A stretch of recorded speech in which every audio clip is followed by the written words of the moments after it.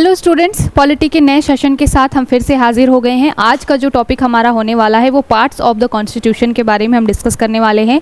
इसकी प्रीवियस जो क्लास रही है वो शेड्यूल के ऊपर में रही है और शेड्यूल से इस बार जो मैंने टॉपिक्स आपको डिस्कस किए थे उससे यूपीएससी में भी क्वेश्चन आपके बने हैं। हमने बात की थी जब शेड्यूल में पूरा पढ़ा रही थी तो मैंने 12 पूरे शेड्यूल से उनके बारे में बात की थी।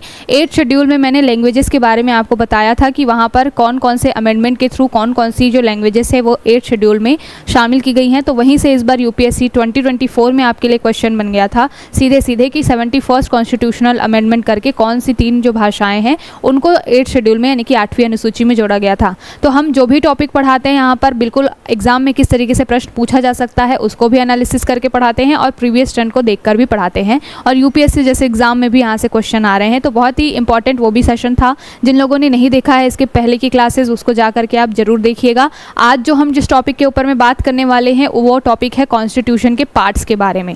इनिशियली जब संविधान बना था तो 22 कुछ भाग थे संविधान के अंदर में और 395 के अराउंड जो थी आर्टिकल्स थे, अनुच्छेद जिसको बोला जाता है। अभी अगर बात की जाए कि प्रेजेंट में क्या स्थिति है तो 25 जो है आपके टोटल पार्ट्स दिखाई देंगे यानी कि 25 जो भाग संविधान में दिखाई देंगे। बट अगर आप बात कर लिए कि जैसे सीक्वेंस वाइज चलता है कि 1 to 22 यानी कि अगर इनिशियली जैसे मैंने बात की 22 भाषाएं हैं अभी 25 हो गई तो ऐसा नहीं है कि भाग 23 भाग 24 भाग 25 इस तरीके से आपको मिलेगा।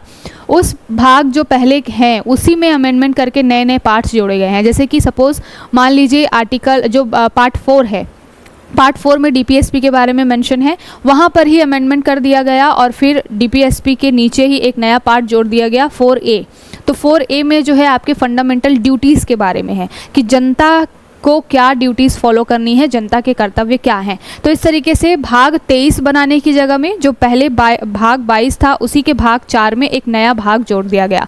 तो इस तरीके से कुछ कुछ अमेंडमेंट कर करके नए नए 3 और भाग जो हैं वो संविधान में जोड़े गए हैं। नंबर वाइज अगर आप देखेंगे गिनती के हिसाब से, काउंटिंग के हिसाब से, तो आपको 25 पार्ट्स जो हैं वो दिखाई देंगे। ठीक है।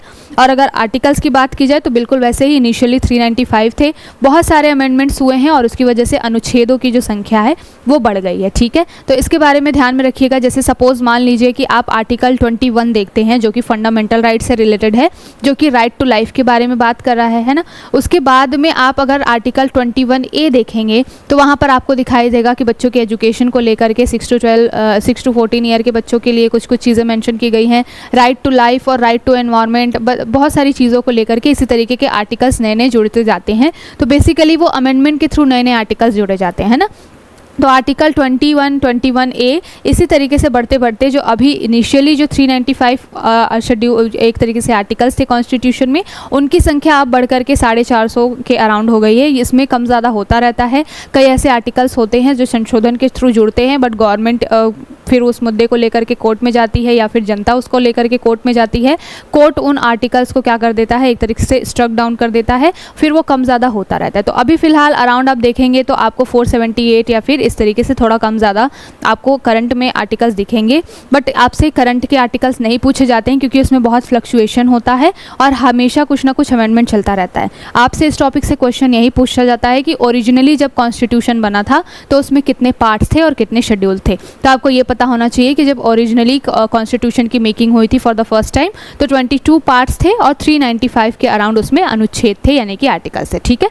आज जो हम टॉपिक डिस्कस करने वाले हैं वो किसके ऊपर में डिस्कस करने वाले हैं, वो टॉपिक हम डिस्कस करने वाले हैं पार्ट्स ऑफ द कॉन्स्टिट्यूशन। तो चलिए शुरू करते हैं। सबसे पहले जानते हैं कि पार्ट्स होते क्या हैं संविधान में और क्या इसके रिलेवेंस है, और फिर 22 भाग में कौन कौन सी चीज़ों के बारे में मेंशन किया गया है इसके बारे में बात करेंगे। ठीक है। जिन्होंने इसके पहले शेड्यूल की क्लास नहीं देखी है वो जा करके सभी जो है अनुसूचियों की क्लास जो है वो आपके 1 घंटे की क्लास है, बहुत ही अच्छे से उसमें 12 शेड्यूल जितने भी हैं उसको मैंने बहुत डिटेल्ड वे में करा दिया है और वहाँ से जिस तरीके के क्वेश्चन बनते हैं वो भी करा दिया है और उसका सीधा सीधा एग्जाम्पल है कि 8 शेड्यूल में जो भी चीज़ें हैं वो अभी यूपीएससी में भी पूछी गई हैं। तो बहुत ही रिलेवेंट, बहुत ही अच्छी क्लास है वो भी, उसको भी देखिएगा। चलिए शुरू करते हैं और सबसे पहले देखते हैं कि पार्ट्स होते क्या हैं। ठीक है। तो पार्ट्स ऑफ द कॉन्स्टिट्यूशन की जब बात की जाती है तो बेसिकली अगर आसान भाषा में समझिए कि कॉन्स्टिट्यूशन क्या है। कॉन्स्टिट्यूशन एक तरीके की बुक है। अगर मान लीजिए कि कॉन्स्टिट्यूशन को हम इक्वल्स टू मान लें किसके, बुक के, तो पार्ट्स जो है वो क्या होंगे, पार्ट्स उसके होंगे क्या, चैप्टर्स। जैसे एक बहुत ही बल्कि बुक होती है, बहुत ही मोटी बुक होगी, ठीक है, उस बुक को देखेंगे आप, उसमें 1000, 1500, 2000 तक की मान लीजिए बहुत ही मोटी बुक है। अब पूरी बुक को तो आप एक बार में गो थ्रू नहीं कर सकते हैं, उसको आपको पढ़ना पड़ेगा, उसमें क्या क्या चीज़ें मेंशन हैं, इसके लिए आपको उस चीज़ों को अच्छे से पढ़ना पड़ेगा पूरी बुक को। लेकिन उसके लिए एक क्विक आपके पास क्या आइडिया होता है कि जब भी आप बहुत बल्कि एक बुक देखते हैं तो उस बुक के फ्रंट पेज पे आपको इंडेक्स दिखाई देता है, ठीक है। उस बुक के फ्रंट पेज पे जो इंडेक्स होता है उसमें क्या होता है, उसमें चैप्टर्स के थ्रू मेंशन होता है कि चैप्टर 1 में क्या रहेगा, चैप्टर 2 में क्या रहेगा, चैप्टर 3 में, चैप्टर 4 में, इसी तरीके से up to and so on, ठीक है। तो बेसिकली अगर हम बेसिकली एकदम मूल भाषा में समझें, बहुत ही आसान भाषा में समझें, तो हमें क्या समझ में आएगा कि अगर कॉन्स्टिट्यूशन एक बुक है तो पार्ट्स जो हैं उसके वो क्या है, चैप्टर्स हैं, जिसको हम रीड करके ये पता लगा सकते हैं कि कॉन्स्टिट्यूशन में क्या क्या चीज़ें मेंशन की गई है। सेम चीज़ें शेड्यूल के लिए भी होती हैं। कई लोग कंफ्यूज हो जाते हैं कि पार्ट्स और शेड्यूल एक ही तो है। जहाँ पर हम पहली अनुसूची में बात करते हैं राज्यों के बारे में, दूसरी अनुसूची में हम बात करते हैं कि शपथ वगैरह के बारे में, राज्यों की अब चौथी अनुसूची है वहाँ पर हम राज्यसभा की सीटों के बारे में बात करते हैं, 5वीं अनुसूची में हम अनुसूचित जाति जनजाति के बारे में बात करते हैं। तो इस तरीके से जो अनुसूचियाँ हैं उसमें भी तो हमने यही सारी चीज़ें लिख रखी हैं कि संविधान में क्या क्या प्रोविजंस हैं। तो फिर पार्ट में और अनुसूची यानी कि शेड्यूल में अंतर क्या है? बेसिक अंतर ये समझिए कि जो आपके शेड्यूल्स होते हैं जो कि 1 to 12 हैं, ठीक है, जो आपके शेड्यूल्स हैं उसमें क्या चीज़ें मेंशन है, पर्टिकुलरली एक तरीके से बहुत ही बेसिक अंदर की चीज़ें, बहुत ही बेसिक कि कोई मान लीजिए राष्ट्रपति का पद होगा, उसको शपथ कैसे दिलाई जाएगी, उसमें बेसिकली प्रोसीजर है कि कहीं पर मान लीजिए अगर ST SC कम्युनिटी के लोग रहते हैं, ट्राइबल पॉपुलेटेड एक तरीके से एरिया है, वहाँ पर प्रशासन कैसे चलाया जाएगा। तो शेड्यूल के अंदर हम प्रोसीजर को, प्रोसेस को देखते हैं कि अगर कोई मंत्री जो है वो बनता है, राष्ट्रपति उपराष्ट्रपति पद धारण करता है, उसको शपथ कैसे दिलाई जाएगी, राज्यसभा में कितनी सीटें होंगी। तो एक प्रोसेस जो है वो शेड्यूल में लिखा होता है कि फर्स्ट शेड्यूल में भाई राज्य के बारे में लिखा होगा कि कितने राज्य हैं हमारे पास में, ये सारी चीज़ें। बट जो पार्ट्स होते हैं कॉन्स्टिट्यूशन के, उसमें मोटी मोटी चीज़ें लिखी होती हैं कि पूरा जो कॉन्स्टिट्यूशन है उसमें क्या क्या टॉपिक के ऊपर में हम बात कर रहे हैं। तो कंफ्यूज नहीं होना है, बेसिक डिफरेंस यही है। शेड्यूल भी आपको एक ओवरव्यू देता है, पार्ट्स भी जो है कॉन्स्टिट्यूशन के वो भी एक ओवरव्यू देते हैं, बट शेड्यूल जो है वो स्पेसिफिक किसी टॉपिक के ऊपर में आपको एक तरीके से ओवरव्यू देता है। लेकिन जो पार्ट्स ऑफ द कॉन्स्टिट्यूशन होते हैं वो उस पूरे कॉन्स्टिट्यूशन की बुक में क्या चीज़ें हैं, उसकी क्या विशेषताएं हैं, किन किन टॉपिक्स पे बात की गई है, इसके बारे में बात करता है, ठीक है। आई होप कोई कन्फ्यूजन नहीं होगा। तो हम यहाँ पर क्या पढ़ रहे हैं, आज हम पढ़ रहे हैं पार्ट्स ऑफ द कॉन्स्टिट्यूशन यानी कि संविधान के भाग, ठीक है। तो पहले मैं यहाँ पर लिख लेती हूँ पार्ट्स ऑफ द कॉन्स्टिट्यूशन और संविधान के भाग, इसको हिंदी में कहेंगे। मैंने बताया इनिशियली जो है वो कितने भाग थे, इनिशियली 22 भाग थे टोटल, ठीक है। तो जब संविधान की मेकिंग हुई थी तो टोटल 22 पार्ट्स थे संविधान में। अभी फ़िलहाल अगर पूछा जाए तो 25 पार्ट्स आपको दिखाई देंगे, ठीक है। यहाँ पर हर एक पार्ट में, पार्ट 1 to लेकर के अप टू 22, यहाँ पर हर एक पार्ट में आपको अलग अलग चीज़ों के बारे में दिया गया है। सपोज़ मान लीजिए किस तरीके से, अगर हम बात करें पार्ट 1 में क्या है, तो पार्ट 1 में सबसे पहले बताया गया है कि राज्य क्या है, ठीक है। वहाँ पर पार्ट 1 में आपको 4 आर्टिकल्स मिलेंगे। जैसे मैंने बात की कि टोटल 22 भाग हैं संविधान में, और इस 22 भाग में 395 जो है वो अनुच्छेद यानी कि आर्टिकल्स थे इनिशियली, ठीक है। तो यहाँ पर चीज़ें क्या है, ये जो पार्ट है, तो मान लीजिए पार्ट 1 है, तो पार्ट 1 के अंदर में आपको दिखाई देगा 4 आपको आर्टिकल्स दिखाई देंगे। अब ये पार्ट 1 तो है, एक भाग है जिसमें राज्य के बारे में बताया जा रहा है, लेकिन इन 4 आर्टिकल्स के थ्रू अलग अलग बातें बताई गई हैं राज्यों के बारे में। आर्टिकल 1 में बताया जाएगा कि भाई भारत राज्यों का संघ है। आर्टिकल 2 में आपको बताया जाएगा कि अगर भारत में किसी नए राज्य को शामिल करना है या राज्यों की सीमाओं में कुछ परिवर्तन करना है, उसके लिए क्या प्रोविज़न होंगे। आर्टिकल 3 में बताया जाएगा कि भाई राष्ट्रपति की परमिशन से ये सारा काम होगा। आर्टिकल 4 में बताया जाएगा कि जो चीज़ें आर्टिकल 2 और 3 में मेंशन की गई हैं उसके ऊपर कानून जो है वो पार्लियामेंट बनाएगा।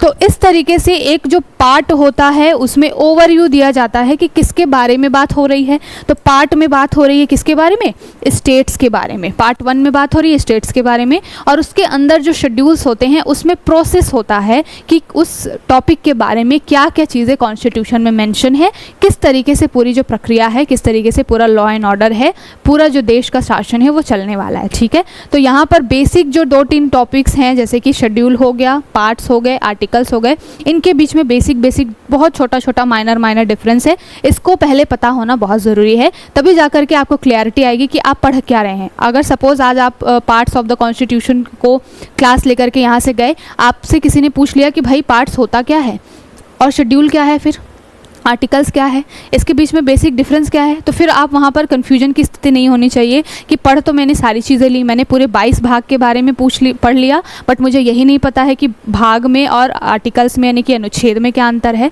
तो यहाँ पर बेसिक डिफरेंस यही है कि पार्ट्स जो होते हैं वो एक ओवरव्यू देते हैं, ऊपर से चीज़ें बताते हैं कि भाई कॉन्स्टिट्यूशन में हम ये चीज़ें मेंशन कर रहे हैं, ये चीज़ें हम पढ़ने वाले हैं। बट जो आपके आर्टिकल्स होते हैं वो उस पार्ट के अंदर होते हैं सब टॉपिक के रूप में, और वहाँ पर बताया जाता है कि उस टॉपिक के रिगार्डिंग क्या क्या प्रोविजंस हैं हमारे पास, तो उसको हम एक तरीके से आर्टिकल्स बोल देते हैं, अनुच्छेद बोल देते हैं। ठीक है, आई होप साहब कोई कंफ्यूजन नहीं होगा। अब हम क्या करते हैं एक एक करके, ऐसे तो मैंने पीपीटी बनवा रखी है वहाँ पर सारे टॉपिक्स के बारे में कि पार्ट 1 में क्या है, पार्ट 2 में क्या है, इस तरीके से पूरे 22 भाग तक का मैंने पीपीटी बनवा लिया है, उसमें आर्टिकल्स भी शामिल किए गए हैं, तो हम उसको भी देखेंगे। लेकिन हम ओवरव्यू बेसिक देते हैं कि पार्ट 1 to पार्ट 22 इसमें क्या क्या चीज़ें मेंशन है। ठीक है, तो इनिशियली अगर हम देखें कि पार्ट फर्स्ट 10 पार्ट्स में क्या क्या चीज़ें मेंशन की गई हैं, तो आपको सबसे पहले भाग 1 में दिखाया गया। याद करने के तरीके के साथ में मैं थोड़ा सा जहाँ पर आपको गुंजाइश होगी कि लिंक करके मैं बता सकूँ, सो दैट आपको ये चीज़ें याद हो जाएं, वहाँ पर मैं उस तरीके से बताते चलूँगी, क्योंकि ये बहुत इंपॉर्टेंट टॉपिक है स्पेशली वनडे एग्जाम के लिए। और यहाँ से एक क्वेश्चन आपको ज़रूर मिलेगा, पीसीएस वगैरह के एग्ज़ाम में भी आपसे मैच करने के लिए बोला जाता है कि पार्ट 18 में क्या है, पार्ट 16 में क्या है, पार्ट 22 में क्या है, इस तरीके से। ठीक है, तो इसको देखते हैं। सबसे पहले बात की जा रही है भाग 1 की, यानी कि पार्ट 1 की। तो यहाँ पर किसके बारे में बातें की गई हैं, राज्य के बारे में। जाहिर सी बात है कि कोई भी पॉलिटिकल व्यवस्था जो है वो एक संप्रभुता, एक सोवरेनिटी के हिसाब से चलती है। एक लैंड एरिया होता है जहाँ पर, जिसको राज्य बोला जाता है, स्टेट बोला जाता है, उसकी एक अपनी ऑटोनॉमी होती है, उसका एक लैंड एरिया होता है, वहाँ पर प्रशासन को चलाने के लिए चीज़ें होती हैं। लेकिन जब आप संविधान में पूरा प्रोसेस पढ़ लेंगे बट आपको यही नहीं मालूम है कि राज्य क्या होते हैं, तो फिर आप उसके लिए लॉ एंड ऑर्डर ही कैसे बनाएंगे। इसीलिए सबसे पहले संविधान का सबसे पहला भाग जो है वो राज्य की परिभाषा के बारे में दिया हुआ है। ठीक है, तो कोई कन्फ्यूजन नहीं होना चाहिए, कहीं से भी शुरुआत होगी राज्य व्यवस्था की, पॉलिटी की, सबसे पहला जो टर्म आएगा वो क्या आएगा, राज्य, स्टेट। हिंदी में पॉलिटी को कहते क्या है, राज व्यवस्था। राज व्यवस्था में सबसे पहला टर्म ही क्या है, स्टेट, यानी कि राज्य। ये स्टेट आपका यूपी एमपी इस तरीके का स्टेट नहीं होगा, ये जो स्टेट है, राज्य है, बेसिकली सेंटर पूरे भारत के भूभाग यानी कि लैंड के हिसाब से, पूरी जो लैंड बाउंड्रीज है उसके हिसाब से डिसाइड की जाती है। ठीक है, land boundaries plus 200 nautical miles तक का जो समुद्री क्षेत्र है, आसपास का तटीय क्षेत्र है, उसको लेकर के पूरा एक स्टेट बोला जा रहा है। तो पॉलिटी में जब हम स्टेट की बात करते हैं तो ओवरऑल पूरे इंडिया के बारे में बात की जाती है। स्पेशली जो फिर छोटे छोटे राज्यों की बात की जाती है तो अदर अलग से मेंशन किया जाता है कि ये सारे राज्य होंगे, इस तरीके से। ठीक है, तो यहाँ पर कंफ्यूज नहीं होना। तो यहीं पर बात की जाती है कि अगर हम पार्ट्स की बात करें सबसे पहले कॉन्स्टिट्यूशन में, तो पार्ट 1 सबसे पहले बात करता है राज्यों के बारे में। राज्यों में क्या बात करता है कि राज्य की परिभाषा, तो भारत को बोला जाएगा राज्यों का संघ। राज्यों का संघ कहने का क्या मतलब है कि हमारे यहाँ पे अमेरिका की तरह ऐसा नहीं है कि वहाँ पर बहुत सारे राज्यों ने मिल करके एक अपना फेडरेशन बना लिया यूनाइटेड स्टेट का, और फिर वहाँ पर अलग अलग राज्य अपने अपने हिसाब से भी काम करते हैं और उनका एक संस्था है, एक संघ है जो कि अपना काम देखता है। हमारे यहाँ पे ये प्रोविज़न, ये कॉन्सेप्ट नहीं चलता है। हमारे यहाँ पे दोहरा प्रावधान नहीं है। हमारे यहाँ पे सभी राज्यों ने मिल करके एक अपना फेडरेशन चुन लिया है, भारत, और भारत के अंडर ही ये सारे छोटे छोटे राज्य हैं। दोहरा जो कामकाज वो हमारे यहाँ पर नहीं चलता कि दोहरी नागरिकता हो, राज्य अपने मामले में बिल्कुल अपने तरीके से मनमानी करें और केंद्र जो है वो अपने तरीके से मनमानी करे, इस तरीके से नहीं है। भारत में राज्य को बोला गया है क्या, कि भारत में राज्य की परिभाषा का मतलब क्या है कि भारत जो है वो राज्यों का संघ है, बहुत सारे राज्यों से मिलकर के बना एक फेडरेशन है और वो जो है पूरे ओवरऑल इंडिया के बारे में बात करता है। तो पार्ट 1 में आपको क्या दिखाई देगा, राज्य, राज्य की परिभाषा, साथ के साथ में इसमें आपको 4 आर्टिकल्स दिखाई देंगे, आर्टिकल 1 टू आर्टिकल 4।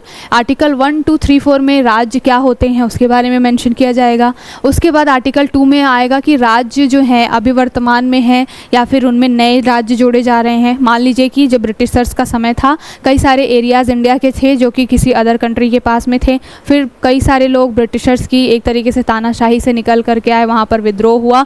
कुछ ऐसे राज्य जैसे सिक्किम को माना जाता है कि पहले वहाँ पर राजशाही चलती थी, ब्रिटिशर्स का रूल था, फिर उन्होंने क्या किया, इंडिया में शामिल होने की बात की, फिर 76 वगैरह में 34, 35 कॉन्स्टिट्यूशनल अमेंडमेंट करके ये सारी चीज़ें जो हैं वो आपस में जोड़ी गई। ठीक है, तो इस तरीके से क्या है कि राज्य में जो आर्टिकल पार्ट 1 है, राज्यों की परिभाषा या राज्य के बारे में बता रहा है, उसमें राज्यों से रिलेटेड फिर 4 आर्टिकल्स के थ्रू आपको प्रोविज़न भी बताए जाएंगे कि आर्टिकल 1 में क्या है, आर्टिकल 2 में क्या है, आर्टिकल 3 में बताया जाएगा कि भाई किस तरीके से जो है वो राज्यों को शामिल करना है। अगर मान लीजिए 2 राज्यों के बीच में सीमाओं का निर्धारण करना है, किसी राज्य का नाम में परिवर्तन कर देना है, किसी राज्य की बाउंड्री को चेंज कर देना है। जैसे आपने देखा कि लेटेस्ट 2014 में आंध्र प्रदेश से तेलंगाना को निकाला गया, तो उसके लिए क्या प्रोविजंस होंगे कि जब राज्यों को अलग करना है या फिर 2 राज्यों को मर्ज करना है, इससे रिलेटेड। ठीक है, तो ये सारे मुद्दों के बारे में आर्टिकल 1 to 4 में मेंशन किया गया है, जो कि पार्ट 1 में आते हैं। जब मैं अभी आगे इसका क्लास लूँगी तो हर एक पार्ट के हिसाब से आपको पूरा आर्टिकल बहुत अच्छे से क्लियर करवाया जाएगा। आर्टिकल जो पार्ट 1 है उसमें राज्यों के बारे में है, पार्ट 2 जो है आपका वो नागरिकता यानी कि सिटीजनशिप के बारे में बात करता है, पार्ट 3 जो है वो फंडामेंटल राइट्स के बारे में बात करता है, पार्ट 4 जो है वो डीपीएसपी के बारे में बात करता है, पार्ट 4A जो है वो फंडामेंटल ड्यूटीज़ के बारे में बात करता है, पार्ट 5 जो है आपका वो केंद्र के बारे में बात करेगा कि केंद्र में किस तरीके से पूरा लॉ एंड ऑर्डर चलेगा, शासन व्यवस्था चलेगी। पार्ट 6 जो है वो राज्यों के लिए बात करेगा कि हमारे यहाँ पे जो बहुत सारे राज्यों से मिलकर के चीज़ें बनी हैं, तो उन राज्यों के अंदर में किस तरीके से पूरा जो एडमिनिस्ट्रेशन है वो काम करेगा। इस तरीके से अलग अलग पार्ट्स में अलग अलग चीज़ें मेंशन हैं और ये पर्टिकुलरली अलग अलग टॉपिक बहुत ही इंपॉर्टेंट है। फंडामेंटल से आपके क्वेश्चन आते ही हैं जो कि पार्ट 3 में है, आपके सिटीजनशिप से क्वेश्चन आएगा ही आएगा, फंडामेंटल ड्यूटीज़ से क्वेश्चन आता है। तो अलग अलग पार्ट को मैं बहुत अच्छे से डिटेल चर्चा करूँगी, हर एक टॉपिक के ऊपर में हम अलग अलग वीडियो लेकर के आएंगे। अभी फ़िलहाल जितने भी 22 भाग हैं उनके बारे में मैं आपको ओवरव्यू देते चलूँगी, बहुत ज़्यादा डिटेल में अभी नहीं जाऊँगी, वरना कि ये 22 भाग है, ख़त्म करने में 22 साल लग जाएंगे, है ना। तो अभी ओवरव्यू ले लीजिए, यहाँ से जिस तरीके के क्वेश्चन बनते हैं वहाँ पर बेसिक इस टॉपिक से, इस वीडियो से आपका क्वेश्चन यही बनेगा कि कौन से पार्ट में क्या चीज़ों के बारे में मेंशन किया गया है। ठीक है, तो बहुत ज़्यादा डिटेल में नहीं जाऊँगी, जहाँ पर ज़रूरत होगी आपको थोड़ा बहुत ओवरव्यू देते चलूँगी। एक एक करके जैसे जैसे क्लास आगे बढ़ेगी तो part 1, part 2, part 3 in detail चर्चा करेंगे, टॉपिक वाइज हर दिन, उस हिसाब से हम उसको डिटेल में चर्चा करेंगे। ठीक है, तो पार्ट 1 में हमने बात की कि राज्यों के बारे में है। पार्ट 2 में क्या है, तो पार्ट 2 में मैंने बताया क्या है, यहाँ पर आपको सिटीजनशिप यानी कि नागरिकता के बारे में मेंशन किया गया है। तो नागरिकता जो है वो कौन से आर्टिकल के थ्रू आ रही है, तो आर्टिकल 5 to 11, यहाँ पर आर्टिकल 1 to 4 जो है वो आपके पार्ट 1 के बारे में बात करता है। आर्टिकल 5 to 11 जो है अनुच्छेद जो है वो नागरिकता यानी कि सिटीजनशिप के बारे में बात करता है कि किसको भारत का नागरिक बोला जाएगा। आज़ादी के समय में जब पार्टीशन हुआ था, कुछ लोग पाकिस्तान चले गए, उनके लिए क्या प्रोविज़न है, पाकिस्तान से कुछ लोग वापस आना चाहते हैं, उनके लिए क्या प्रोविज़न है। अगर कोई इंसान जो है अभी भारत का नागरिक है, विदेश चला गया, फिर उसकी नागरिकता कैसे रह जाएगी। मान लीजिए विदेश में जाके उसने कोई क्राइम कर दिया तो उसको किस तरीके से नागरिकता छीनी जाएगी। और बहुत सारे प्रोविज़न्स होते हैं, कई लोग ऐसे होते हैं जो विदेश से आकर हमारे यहाँ नागरिकता लेना चाहते हैं, उनके लिए क्या प्रोविज़न्स होंगे। तो ये सारा जो आपको पार्ट 2 में आपको आर्टिकल 5 to 11 के थ्रू नागरिकता से रिलेटेड प्रोविज़न्स आपको भाग 2 में दिखाई देंगे, यानी कि पार्ट 2 में दिखाई देगा। ठीक है, अब बात कर लें भाग 3 की, तो भाग 3 में आपको क्या दिखाई देगा। यहाँ से ऐसे याद कीजिए कि पहले हमने राज्य बना लिया, राज्य के बाद में वहाँ पर जो लोग रह रहे थे उनको हमने नागरिकता दे दी। अब जब राज्य जो है बन गया, लोग वहाँ पर उनको नागरिकता मिल गई, तो लोग डिमांड करेंगे ना अपने अधिकारों को लेकर के। बिना अधिकार को तो जीवन व्यर्थ है, बोला भी गया कि जिसके पास अधिकार नहीं है उसका जीवन पशु के समान है एक तरीके से। तो यहाँ पर बात की जा रही है कि पहले राज्य बन गया पार्ट 1 में, उसके बाद उनको नागरिकता मिल गई लोगों को पार्ट 2 में। अब लोग जो है वो क्या चाहेंगे, अधिकार। तो कौन से अधिकार चाहेंगे, मूल अधिकार चाहेंगे, यानी कि मूल अधिकार यानी कि फंडामेंटल फंडामेंटल राइट्स, उनके मूल अधिकार क्या होंगे कि किसी भी इंसान को एक डिग्निटी के साथ जीवन जीने के लिए भाई उनको खाना मिल सके, उनकी लाइफ ठीक ठाक चल सके, उनको अच्छा हेल्थ मिल सके, इसको लेकर के जो भी बेसिक नीड्स हैं उनकी पूरी हो, इसको लेकर के पार्ट 3 में प्रोविजंस किए गए हैं। ये फंडामेंटल राइट्स हैं कॉन्स्टिट्यूशन के। आर्टिकल 12, यहाँ पर 11 खत्म हुआ, आर्टिकल 12 से लेकर के आर्टिकल 35 तक आपको फंडामेंटल राइट्स से रिलेटेड आपको प्रोविजंस दिखाई देंगे भाग 3 के अंतर्गत। ठीक है, आई होप कोई कंफ्यूजन नहीं होगा।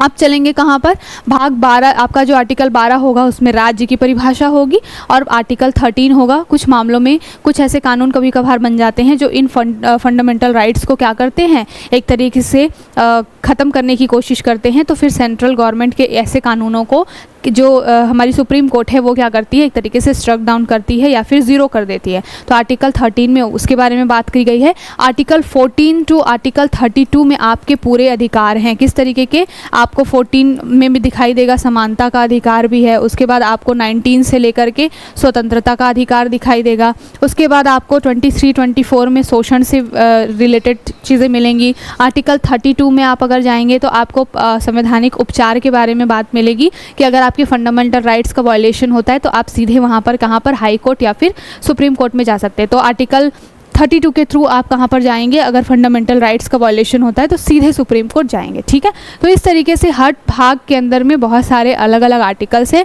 उसमें बहुत इंपॉर्टेंट प्रोविजंस है।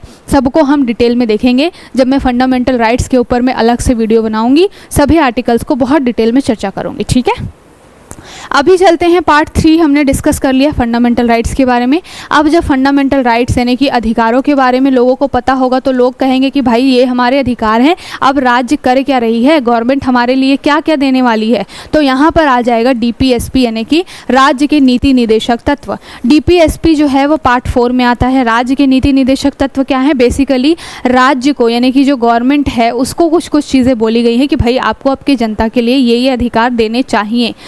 सरकार के ऊपर में कोई बाउंडेशन नहीं है कि देने ही हैं, बट ये चीज़ें ज़रूर हैं कि सरकार को ये सारी चीज़ें देनी चाहिए। तो आर्टिकल आपका 36 से लेकर के 51 आर्टिकल तक आपको DPSP दिखाई देगा, जिसमें आपके हर एक आर्टिकल में अलग अलग चीज़ें मेंशन हैं। जैसे कि आप बात कर लीजिए कि हमारे यहाँ अभी गवर्नमेंट जो है वो महिलाओं के लिए, जो लैक्टेटिंग मदर्स हैं, जो कि प्रेग्नेंट वुमेंस हैं या फिर बच्चों को एक तरीके से फीडिंग करती हैं, और साथ के साथ में जो माताएँ हैं उनके लिए आर्टिकल 42 के थ्रू जो मातृत्व लाभ योजना चल रही है। मातृत्व लाभ यानी कि जब भी प्रेगनेंसी का टेन्योर होता है महिलाओं को तो 6 महीने तक उनको एक तरीके से बिठा करके कभी भी, और जो मान लीजिए वर्किंग वुमेन है तो उनको कुछ एक तरीके से 6 महीने के लिए उनको छुट्टी दी जाएगी, फिर उनको पैसे वगैरह दिए जाएंगे। जो ऐसी महिलाएं हैं जिनका प्रेग्नेंट है, जो उनको गवर्नमेंट की तरफ से कुछ कुछ कंपनसेशन मिलता है, कुछ कुछ चीज़ें पैसे मिलते हैं 5,000 रुपये के अराउंड में। तो इस तरीके के जितने भी वेलफेयर वाले, सोशल वेलफेयर वाले गवर्नमेंट जो काम करती है वो इन्हीं DPSPs को ध्यान में रख करके काम करती है। बेसिकली ये DPSP इनका नाम ही है, डायरेक्टिव प्रिंसिपल, नीति निदेशक तत्व। निदेशक यानी कि ये गवर्नमेंट को डायरेक्ट करते हैं कि भाई आपको जनता के लिए ये काम करना है, इस तरीके से प्रोविजंस बनाने हैं। तो पार्ट 4 में आपको DPSP दिखाई देगा जो कि आर्टिकल 36 से लेकर के 51 है। पार्ट 5 में आ जाएंगे तो अब लोग, राज्य भी बन गया, नागरिकता भी मिल गई, अधिकार भी मिल गए, DPSP भी आपका काम हो गया। अब यहाँ पर एक आएगा पार्ट 4A। जब ये पार्ट 4 जब इनिशियली जब कॉन्स्टिट्यूशन बना था तब पार्ट 4 नहीं था। उसके बाद स्वर्ण सिंह कमेटी आई, जो स्वर्ण सिंह कमेटी ने रशिया में देखा कि भाई इस तरीके का एक कॉन्सेप्ट है कि यहाँ पर तो बात हो रही है कि सरकार को ये करना चाहिए, लेकिन जनता को भी तो कुछ करना चाहिए ना, जनता की भी तो कोई मॉरल रिस्पॉन्सिबिलिटी बनती है अपने देश को लेकर के। तब यहाँ पर कॉन्सेप्ट आया फंडामेंटल ड्यूटीज़ का, यानी कि मूल कर्तव्यों का। मूल कर्तव्य बेसिकली ये जनता के लिए हैं कि भाई जनता को क्या काम करना है, जैसे कि देश का सम्मान करना है, देश का जो हमारा नेशनल फ्लैग है उसका सम्मान करना है, नेशनल सॉन्ग है उसका सम्मान करना है, जितने भी हिस्टोरिकल प्लेसेस हैं हमारे गवर्नमेंट के, जो भी प्लेसेस हैं जो कि गवर्नमेंट के द्वारा बनाए गए पब्लिक प्लेसेस हैं उनको अच्छे से रखना है, डिस्ट्रॉय नहीं करना है। जितने भी हमारे यहाँ पे साइंटिफिक चीज़ें होती हैं उसमें ज़्यादा से ज़्यादा अपने आप को भागीदारी देनी है, महिलाओं का सम्मान करना है, इस तरीके की चीज़ें। तो DPSP के बाद में पार्ट 4 के बाद में उसी में एक नया पार्ट जोड़ दिया गया, पार्ट 4A, और पार्ट 4A में मूल कर्तव्यों के बारे में मेंशन किया गया। आर्टिकल 51 तक DPSP था, यहाँ पर 51A बना दिया गया। 51A जो आर्टिकल है इसमें कुछ 11 जो हैं आपके लिए कर्तव्य हैं, टोटल 11 है, 1 to 11। इनिशियली जब 4A जोड़ा गया था तो 10 थे, उसके बाद में 86 कॉन्स्टिट्यूशनल अमेंडमेंट किया गया था 2002 में। 86 कॉन्स्टिट्यूशनल अमेंडमेंट जब ये किया गया उसके बाद से 6 to 14 ईयर के बच्चों के लिए निशुल्क शिक्षा का प्रावधान किया गया। और ये 86 अमेंडमेंट जब किया गया तो केवल और केवल मूल कर्तव्यों के लिए नहीं किया गया था, यहाँ पर जो मूल अधिकार हैं यहाँ पर भी बच्चों के लिए शामिल किया गया कि भाई 6 से 14 साल के बच्चे को निशुल्क शिक्षा मिलना उसका बेसिक फंडामेंटल राइट है और गवर्नमेंट को 14 साल तक के बच्चों को निशुल्क शिक्षा देनी ही देनी पड़ेगी। तो 86 कॉन्स्टिट्यूशनल अमेंडमेंट करके ये सारी चीज़ें जोड़ी गई। तो आर्टिकल जो पार्ट 1 है वहाँ पर राज्य आया, पार्ट 2 में नागरिकता मिली लोगों को, पार्ट 3 में लोगों को नागरिकता मिली तो भाई अधिकारों के लिए मांग उठी। अधिकारों को जब दे दिया गया तो पूछा गया लोगों के द्वारा कि भाई अब सरकार क्या हमें देगी, तो DPSP की बात आ गई। तो पार्ट 4 में वो चीज़ें हुई। जब DPSP की बात आई तो गवर्नमेंट ने बोला कि हम तो दे ही रहे हैं जनता को, जनता हमारे लिए क्या करेगी, देश के लिए क्या करेगी। तो फिर वहाँ पर मूल ड्यूटीज़ यानी कि फंडामेंटल ड्यूटीज़ यानी कि मूल कर्तव्य आ गए जो कि पार्ट 4A में है। ठीक है, तो यहाँ तक आई होप क्लियर हो गया होगा। अब हम अगर बात करें कि पार्ट 4 तक हो गया सारी चीज़ें, यहाँ पर हमने देख लिया स्टेट के बारे में, हमने देख लिया सेंटर के बारे में कि भाई सेंट्रल गवर्नमेंट ये करेगी, बाकी सारी चीज़ें। लेकिन अब यहाँ पे मेंशन ये हो गया, नया जो पार्ट आया उसमें बोला गया कि केंद्र है क्या और उसका प्रोविज़न चलेगा कैसे। तो फिर पार्ट 5 जोड़ा गया। ठीक है, पार्ट 5 में क्या जोड़ा गया, पार्ट 5 जो है भाग 5 जो है उसमें केंद्र से संबंधित प्रावधान जोड़े गए। केंद्र से संबंधित प्रावधानों में क्या, केंद्र के अंदर क्या क्या आएगा, सबसे पहले तो भाई केंद्र में क्या आएगा, आपके प्रधानमंत्री, राष्ट्रपति, संसद, ये सारी चीज़ों हैं जो है, राष्ट्रपति वगैरह हो गया, संसद में ही आपके राष्ट्रपति, लोकसभा, राज्यसभा आते हैं। तो इन सबको मिला करके केंद्र बना। PM होंगे, मेंबर ऑफ पार्लियामेंट्स होंगे यानी कि सांसद होंगे, किस तरीके से केंद्र जो है वो लॉ एंड ऑर्डर को मेंटेन करेगी, उनकी क्या क्या शक्तियाँ होंगी। तो इसको ध्यान में रखते हुए जो है आर्टिकल 52 से लेकर के हमने क्या किया, एक तरीके से केंद्र के लिहाज में केंद्र को ध्यान में रखते हुए हमने पार्ट 5 को जोड़ा संविधान के अंदर। ठीक है, तो पार्ट 5 में जो ये अलग अलग चीज़ें हैं केंद्र के बारे में यानी कि सेंट्रल गवर्नमेंट के बारे में, वहाँ पर बहुत अलग अलग पार्ट्स है। जैसे कि सेंट्रल गवर्नमेंट के अंदर में आप मान लीजिए कि कौन कौन से लोग आएंगे, आपके राष्ट्रपति, सांसद, संसद जो है, लोकसभा, राज्यसभा, ये सारे जो कि एक सेंट्रल हेड अथॉरिटी है जो कि पूरे देश को लेकर के चल रही है। तो वो उनके बारे में जितने भी प्रोविजंस है वो कहाँ पर जोड़े गए, पार्ट 5 में जोड़े गए। ठीक है, यानी कि किस तरीके से केंद्र जो है वो प्रशासन को लेकर के चलेगा। तो यहाँ पर आर्टिकल आपको दिखाई देगा कहाँ से कहाँ तक, आर्टिकल 51 से लेकर के आर्टिकल 151 तक। ठीक है, तो आर्टिकल 51 से लेकर के आर्टिकल 151 तक में पूरा केंद्र जो है किस तरीके से प्रशासन को लेकर के चलेगी, देश में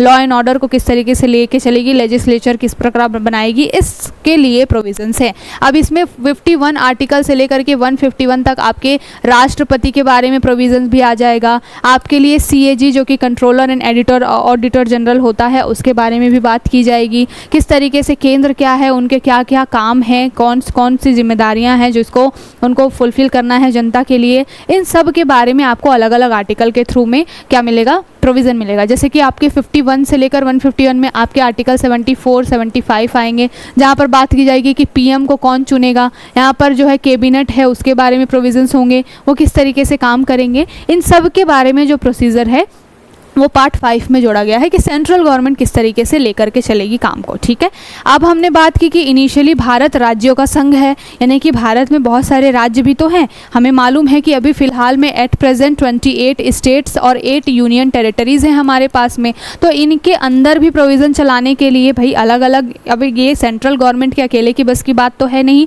कि पूरे देश को एक ही साथ अपना काम करके लेके चल सके। अब अलग अलग लेवल पर अलग अलग राज्य हैं, उनकी अपनी कुछ कुछ विशेषताएँ हैं, उनकी कुछ ना कुछ स्पेशलिटी है, तो हर एक स्टेट में आपको एक अलग स्टेट लेजिस्लेचर भी मिलेगा। वहाँ पर विधानसभाएं होगी, विधान परिषद होंगे, यानी कि जो आपका असेंबली होगी, साथ के साथ में आप देखेंगे कि वहाँ पर राज्यपाल होंगे यानी कि गवर्नर होंगे, जो कि राज्यों के अंदर इंडिविजुअल हर एक अलग अलग राज्यों के अंदर में अपना जो प्रोविज़न है, प्रशासन है, लॉ एंड ऑर्डर है, उसको मेंटेन करने का काम करेंगे। तो पार्ट 5 में जब हमने केंद्र को जोड़ा तो पार्ट 6 में हमने राज्यों के लिए प्रावधान जोड़ दिए, राज्यों के प्रशासन से संबंधित प्रावधान को हमने जोड़ दिया। ठीक है, कि यहाँ पर राज्य किस तरीके से लेकर के चलेगी पूरा चीज़ों को। तो इसके लिए हमने क्या किया, आर्टिकल 52 से लेकर के आर्टिकल 237 तक, यानी कि इतने सारे हमने आर्टिकल्स इसमें जोड़ दिए कि राज्यों के लेवल पे किस तरीके से पूरा प्रोविज़न चलेगा। तो आर्टिकल यहाँ पर आपको याद रखना है कहाँ से कहाँ तक। आर्टिकल भाग 5 में 51 से 151 तक था, तो यहाँ पर आपको दिखाई देगा 152 से लेकर के लगभग 237 तक। इसमें अलग अलग राज्यों को किस तरीके से अपना प्रशासन लेकर के चलना है, इसको लेकर के सारे प्रोविजंस यहाँ पर मेंशन किए गए हैं। ठीक है, तो पार्ट 5 पार्ट 6 यहाँ पर मामला कंप्लीट हो गया। अब चलते हैं पार्ट 7 के अंदर में। ठीक है, तो वहाँ पर हमने देखा कि इनिशियली राज्य बना, फिर नागरिकता मिली, लोगों को फंडामेंटल राइट्स मिले, उसके बाद डीपीएसपी आई कि भाई जनता सरकार क्या करेगी। सरकार ने अपने कुछ काम दिए तो बोला कि भाई जनता से भी तो हम कुछ मांगना चाहेंगे ना, तो फिर वहाँ पर फंडामेंटल ड्यूटीज़ यानी कि पार्ट 4A जुड़ा। उसके बाद में केंद्र है क्या प्रोविज़न को लेकर के सच चलेगा, तो उसके लिए पार्ट 5 में प्रोविज़न जोड़े गए।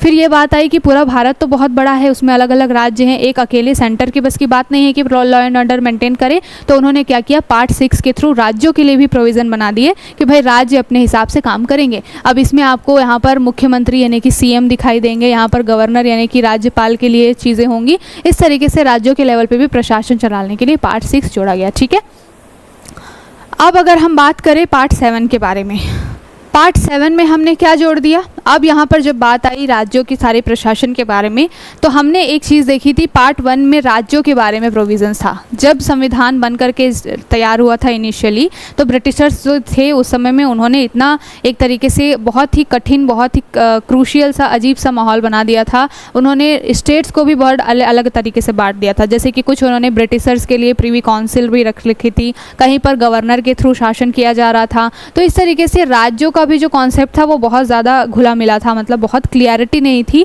राज्यों को लेकर के। तब जब इनिशियली ब्रिटिशर्स थे उस समय में राज्यों को 2 कैटेगरीज में बांटा गया था, कैटेगरी ए और कैटेगरी बी। तो यहाँ पर कुछ 14 स्टेट्स थे, कैटेगरी बी में भी कुछ 6 से 8 स्टेट्स थे। तो इस तरीके से अलग अलग विशेषताओं के हिसाब से प्रोविंसेस बांटे गए थे। लेकिन जब हमने क्या किया, पार्ट 7 जोड़ा कॉन्स्टिट्यूशन के अंदर, तो हमने सभी राज्यों को क्या कर दिया, मर्ज कर दिया। राज्यों को जब हमने पार्ट 1 में ही बोला कि भारत राज्यों का संघ है, उसमें हमने सभी राज्यों को इंक्लूड कर दिया और किसी को भी राज्यों को पार्ट ए में बांटना या फिर बी में बांटना, ये सारी चीज़ों से मुक्त कर दिया। तो पार्ट 7 जो है उसमें जो इनिशियली प्रोविजंस थे भाग बी को लेकर के, जो कि किसके बारे में बात करता था, राज्यों के बारे में ही बात करता था, इसको हमने शामिल किया था। बाद में हमने इसको क्या कर दिया, स्ट्रक डाउन कर दिया, निश्चित कर दिया, ख़त्म कर दिया। तो पार्ट 7 जो है फिलहाल में एग्जिस्ट नहीं करता है, इसको ध्यान रखिएगा। अब चलते हैं किधर, पार्ट 8 की तरफ। ठीक है, तो भाग 8 जो है संविधान का, वो किन चीज़ों के बारे में मेंशन करता है। पार्ट 8 में अगर आते हैं तो पार्ट 8 में जैसे मैंने बात की कि 28 जो हैं आपके स्टेट हैं, 8 यूनियन टेरिटरीज़ हैं। यूनियन टेरिटरीज़ बेसिकली क्या होते हैं, जहाँ पे जो शासन है वो केंद्र सरकार के थ्रू या फिर वहाँ के जो एक तरीके से केंद्र सरकार जिनको अपॉइंट करती है वहाँ पर, उस तरीके से वहाँ पर उन लोगों के द्वारा काम किया जाता है। जैसे कि आप दिल्ली की बात करेंगे तो वहाँ पे उप गवर्नर का एक तरीके से प्रोविज़न है। ठीक है, तो यहाँ पर लेफ्टिनेंट गवर्नर जिसको बोला जाता है।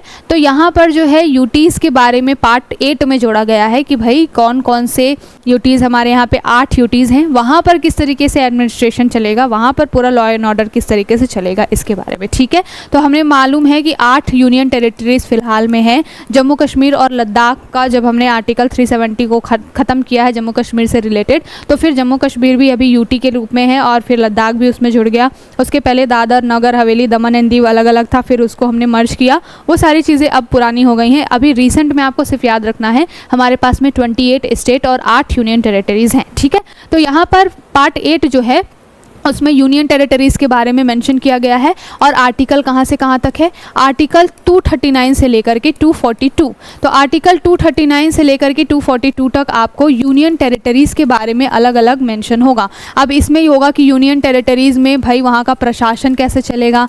दो ऐसे हमारे यहाँ पे यूनियन टेरिटरीज़ हैं, दिल्ली और पुदुचेरी, जहाँ पर विधानसभाएँ हैं। बाकी सारे जितने भी हमारे यूनियन टेरिटरीज़ है वहाँ पर सेंट्रल गवर्नमेंट रूल करती है, बट यूनियन टेरिटरी दिल्ली और जो पुदुचेरी है यहाँ पर जो है विधानसभाएं हैं। जिस तरीके से बाकी अदर स्टेट्स है वहाँ पर स्टेट असेंबली के इलेक्शन होते हैं जहाँ पर मुख्यमंत्री चुना जाता है, उसी तरह से इस यूनियन टेरिटरी दिल्ली और पुदुचेरी में भी यूनियन टेरिटरी के मामले में इलेक्शन होते हैं, वहाँ पर सीएम वगैरह चुने जाते हैं। तो यहाँ पर विधानसभा है, ये भी क्वेश्चन पूछा जाता है कि किन दो यूनियन टेरिटरीज़ में विधानसभा का प्रोविज़न है, यानी कि स्टेट असेंबलीज़ हैं। तो आपको याद रखना है यूनियन टेरिटरी दिल्ली और पुदुचेरी, यहाँ पर ही आपको केवल और केवल विधानसभाएं मिलेंगी। बाकी जितने भी यूनियन टेरिटरीज है वहाँ पर सेंट्रल गवर्नमेंट रूल करती है अपने द्वारा किसी आदमी को बिठा करके या फिर लेफ्टिनेंट जनरल को बिठा करके, ठीक है, गवर्नर को बिठा करके। तो आर्टिकल जो पार्ट 8 है उसमें आर्टिकल 239 से 242 तक अलग अलग यूनियन टेरिटरीज़ के बारे में प्रोविज़न है। जैसे आर्टिकल 239 ए जो है वो स्पेशली दिल्ली के लिए कुछ सारे प्रोविज़न्स करता है कि दिल्ली में किस तरीके से शासन व्यवस्था चलेगी। ऐसे ही आर्टिकल 239 ए जो है वो बात करेगा आपका किसके बारे में, आर्टिकल 239 ए बात करेगा कि दिल्ली और पुदुचेरी में विधानसभा के चुनाव होंगे तो वो किस तरीके से होंगे। तो 239 से 242 में यूटीज़ के बारे में स्पेशली मेंशन किया गया है, ठीक है। अब अगर हम पहुँचे पार्ट 9 की तरफ, तो पार्ट 9 में क्या चीज़ें मेंशन की गई है, यहाँ पर पंचायतों के बारे में प्रोविज़न किया गया है। जैसे कि आपको मालूम है 73rd और 74th कॉन्स्टिट्यूशनल अमेंडमेंट किया गया था और उसके बाद से पंचायत के लेवल पे हमने क्या किया था, चीज़ें सेटअप की थी। क्यों की थी, क्योंकि पहले तो हमारे यहाँ पे एक तरीके से डबल सिस्टम चलता था, सेंट्रल और स्टेट के लेवल पे। बट हमने क्या सोचा कि जब आपको गांव के लेवल पे, बोला जाता है कि भारत गांव में बसता है, तो गांव के लेवल पे वहाँ पर प्रशासन चलाने के लिए, वहाँ पर सारी चीज़ें मेंशन करने के लिए कि भाई कोई आदमी होगा जो कि गांव में रह रहा है, वहाँ की ज़रूरतों को समझ रहा है, वहाँ की समस्याओं को समझ रहा है, वो बेटर वे में कम्युनिकेट करके सेंट्रल गवर्नमेंट को प्लस स्टेट गवर्नमेंट को बता पाएगा कि भाई उसके यहाँ पे क्या क्या चीज़ों की समस्याएँ हैं। इन सब चीज़ों को ध्यान में रखते हुए जब हमने 73rd कॉन्स्टिट्यूशनल अमेंडमेंट किया तो पार्ट 9 को जोड़ा गया कॉन्स्टिट्यूशन के अंदर, ठीक है। और पार्ट 9 में पंचायतों से लेकर के हमने बहुत सारे प्रोविजंस जोड़े। आर्टिकल की बात करें तो आर्टिकल 243 से लेकर के आर्टिकल 243O तक ये हमने प्रोविजंस किए। इसमें अलग अलग तरीके से मेंशन किया गया है कि पंचायतों में एडमिनिस्ट्रेशन किस तरीके से चलेगा, वहाँ पर लॉ एंड ऑर्डर कैसे चलेगा। अब यहाँ पर ये जो 243 से लेकर के 243O है उसमें पंचायत के लेवल पे कि पंचायत में किस तरीके से इलेक्शन होंगे, ग्राम पंचायत का चुनाव किस तरीके से होगा, प्रधान होते हैं वहाँ पर 18 ईयर अबो लोग जो हैं वो वोटिंग करके चुनते हैं, तो किस तरीके से डायरेक्ट इलेक्शन के थ्रू चुना जाएगा। जिला वहाँ पर किस तरीके के, कहीं कहीं पर ऐसा होता है किसी गाँव में आपको 3 टायर सिस्टम दिखेगा, जहाँ पर आपको डिस्ट्रिक्ट के लेवल पर भी लोग दिखेंगे, ब्लॉक के लेवल पर भी आपको कुछ लोग दिखेंगे कि जो कि लॉ एंड ऑर्डर मेंटेन करेंगे, और ग्राम पंचायत कहीं कहीं आपको दिखाई देगा कि केवल और केवल 2 टायर का सिस्टम होगा। तो इस तरीके से अलग अलग प्रोविजंस पार्ट 9 के थ्रू जोड़े गए हैं जो कि पंचायतों के बारे में बात करता। अब जब पंचायत के लेवल पे आई तो भाई बात ये भी है कि इंडिया में गवर्नमेंट केवल और केवल गांव में नहीं है, शहर भी हैं कुछ सारे हमारे। तो हमने क्या किया, वहीं पर जो 73rd कॉन्स्टिट्यूशन के बाद में ही हमने क्या किया, 74th कॉन्स्टिट्यूशनल अमेंडमेंट कर दिया और कॉन्स्टिट्यूशन के अंदर में पार्ट 9A जोड़ दिया। ये बेसिकली म्यूनसिपैलिटीज़ जो हैं हमारे यहाँ पे, जिसको नगर पालिका या फिर बोला जाता है, नगर पंचायत, नगर पालिका, इस तरीके से पॉपुलेशन वाइज ये डिवाइडेड होती हैं। नगर निगम जितनी ज़्यादा पॉपुलेशन उसके हिसाब से अलग अलग जो है आपके क्राइटेरियाज होते हैं। वहाँ पर गवर्नमेंट को चलाने के लिए क्या किया गया, पार्ट 9 जोड़ा गया, जो कि शहरी क्षेत्रों में प्रशासन को किस तरीके से लेकर के चलना है उसके बारे में बात करता है, ठीक है। तो यहाँ पर आपको दिखाई देगा आर्टिकल 243P से लेकर के आर्टिकल 243ZG। तो यहाँ पर अलग अलग प्रोविजंस है कि शहरी क्षेत्रों में किस तरीके से एडमिनिस्ट्रेशन चलेगा। बात की जाए अगर, यहाँ पर एक क्वेश्चन बनता है कि पार्ट 9 में जो पंचायत हैं टोटल कितने सब्जेक्ट्स हैं जिसके ऊपर में काम करने का जो अधिकार है, ये राइट है, वो वहाँ की जो गवर्नमेंट होती है, लोकल गवर्नमेंट होती है, उनको मिला हुआ है। तो पंचायत के लेवल पे 29 सब्जेक्ट्स आपको टोटल दिखाई देंगे जिनके ऊपर में पंचायतें जो हैं वो कानून बना सकती हैं। उसमें आपके ज़मीन आएगा, मार्केट वगैरह लगाना है, कभी आपने देखा होगा गाँव के एरिया में मंडी वगैरह लगती है, तो अलग अलग सब्जेक्ट्स होते हैं, जैसे कि कृषि है, सिंचाई है, किस तरीके से लेकर के चलना है गाँव के लेवल पर। तो टोटल 29 सब्जेक्ट्स के थ्रू ग्राम पंचायत वहाँ पर गवर्न करती है। अगर आपसे आपसे पूछा जाए कि पालिया जो आपकी म्यूनसिपैलिटी है वहाँ पर कितने सब्जेक्ट्स होते हैं, क्योंकि ये क्वेश्चन आपका आता है एग्ज़ाम में, तो आपके म्यूनसिपैलिटीज़ जो हैं उनको लेकर के टोटल 18 सब्जेक्ट्स हैं, जिसके ऊपर में जो भी वहाँ की गवर्नमेंट होती है, जैसे शहरी क्षेत्रों में आपने सुना होगा मेयर वगैरह के इलेक्शंस होते हैं, है ना। तो मेयर होता है, वार्ड का जो एक मेंबर होता है जिसको पार्षद बोला जाता है लोकल लैंग्वेज में, जो कि वार्ड रिप्रेजेंटेटिव होता है, तो उनके पास में कुल 18 सब्जेक्ट्स होते हैं जिनके ऊपर में उनको काम करना होता है, जिसमें आपका ड्रेनेज सिस्टम आ जाएगा, जो भी सीवियर वगैरह है, इन सारी चीज़ों के ऊपर में। तो इस तरीके से कॉन्स्टिट्यूशन के अलग अलग पार्ट में अलग अलग चीज़ों के बारे में मेंशन है। पार्ट 9 में पंचायतें हैं, पार्ट 9A में क्या है, नगर पालिका है, ठीक है। आगे भी और भी बहुत सारे पार्ट्स हैं, ठीक है।